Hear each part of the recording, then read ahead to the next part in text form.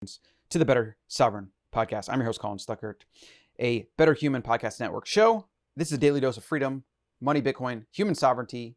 We're going to cover one big idea to help you be more aware, to potentially prepare yourself, take actions that may have been different than following the status quo, which is broken. You can get all the updates over Colin the Coach, get the Better Human newsletter. Also subscribe on YouTube, iTunes, anywhere there's a podcast app, because I'll be releasing these there. And this is going to be a short 5-ish minute show on one big idea. Today's idea is how you're being duped as a voter.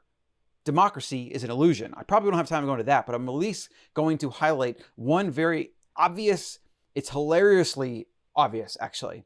It's just something that's happened over years and years and over having media and technology and all these different things. But let's just read this quote from a book I'm reading, Bitcoin Independence Reimagined, I think. It's a really good book. Highly, highly recommend it. This is a direct quote.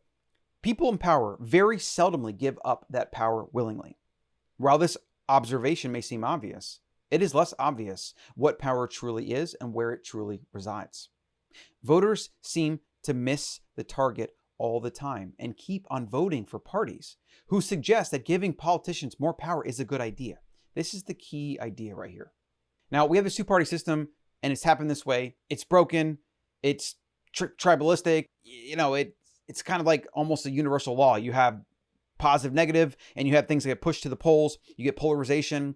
It's species, it's part nature, it's part universe. It's part of resistance to entropy and the second law of thermodynamics. But without all that or any of that, it's kind of laughable how the options today on the left or the right, which are the only two parties that ever have the financial backing and ever get on the TV and get the exposure, whatever. You have both parties suggesting that politicians should have more power. More bigger government is better because that's how we're going to fix all the problems. We're going to give you money. We're going to create reform and this and that. We're going to regulate this away. We're going to make it so that billionaires can't have billionaires. They got to pay more taxes and that's going to make your life better and blah, freaking blah. The reality is less government is actually the answer. More free markets. That brings more freedom and prosperity to all. America has brought more prosperity to more people and more opportunity and freedom than any country in the history of humanity. Not because of government.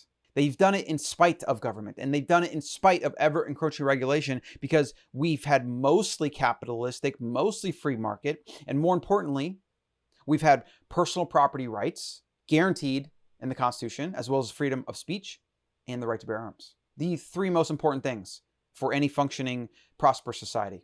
But every single year, with every single election cycle, you have more laws, more regulations, more government oversight. And it's become this thing where two sides fight each other and all they end up talking about are these different specific political contentious points that never actually change in any way. And nobody's actually addressing, well, should we have less taxes maybe? Should we have less government oversight? Should we have less regulations, less laws?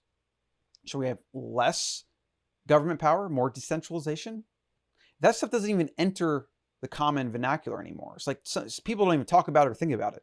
It's just this given that now it's what side can promise more things, right? Which is a direct result of more control than the other.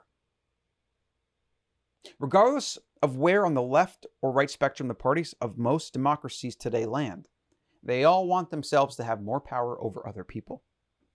Deregulations, less governance, less taxes, free speech, and more personal responsibility are values that almost no politician rallies behind any longer. It is insanity.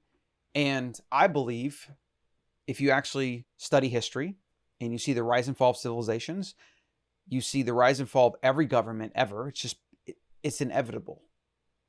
Because you have something where the government is supposed to be kept in check, right? And freedom of speech and right to bear arms, does that to an extent. But we see that there's even fissures in that system to which government can continually slide through and they can use courts and they can lobby and spend money and do these things behind closed doors and just basically dupe people over years and years and years of slow erosion of rights and a slow giving up of things in the name of safety or terrorists, this, that, whatever. And over a long enough period of time, it will have to collapse.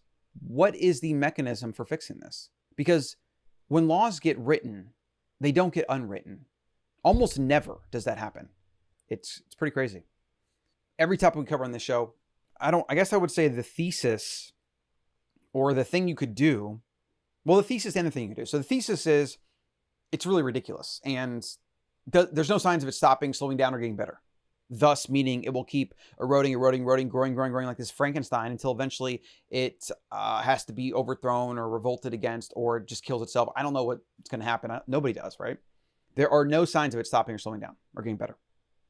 And then what you can actually do, you buy Bitcoin and you make sure you have your passports and you become more of a global citizen with the ability to move to other jurisdictions if this government or any government oversteps.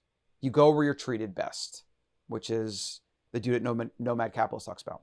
So if you're sitting there in America, driving to work, whatever, doing whatever you can, you got debt, you got this, you got that, maybe you have a house, think it's your greatest asset. What you can do right now is buy Bitcoin. You buy Bitcoin on a daily basis. Use something like Swan Bitcoin, colin.coach/swan. That's what I use. Then when I buy in big chunks, I'll use something like Coinbase Pro or whatever, just because cheaper fees. But the key is you buy consistently, regardless of price. Just keep buying, dollar cost average in, and then you move that off the exchanges. You have it somewhere protected. You have your keys, and no government can take it from you. You can move anywhere in the world, and your money, your financial energy, your future, your safety moves with you. It's the greatest insurance policy. It's probably also the greatest investment you'll ever make. Right now, I'm going to do more shows on Bitcoin. I'm coming out with a series that's actually going to be use cases for Bitcoin, because I think what people don't really understand about Bitcoin is they always look at it as like, oh, it's an investment or it's an asset class and it's going to go this way or go that way. They always focus on price and making money. But Bitcoin, unlike like ownership in Amazon, which I can do nothing with, it just sits there. I have no control over it whatsoever. Bitcoin has very specific, tangible use cases that could potentially save your life, or at the very least, save your financial life in the case of hyperinflation or currency collapse or anything like that. So that's it. Went a few minutes over, but get the updates on your favorite podcast app and or YouTube, and colin.coach for the newsletter. And I'm going to see you in the next one.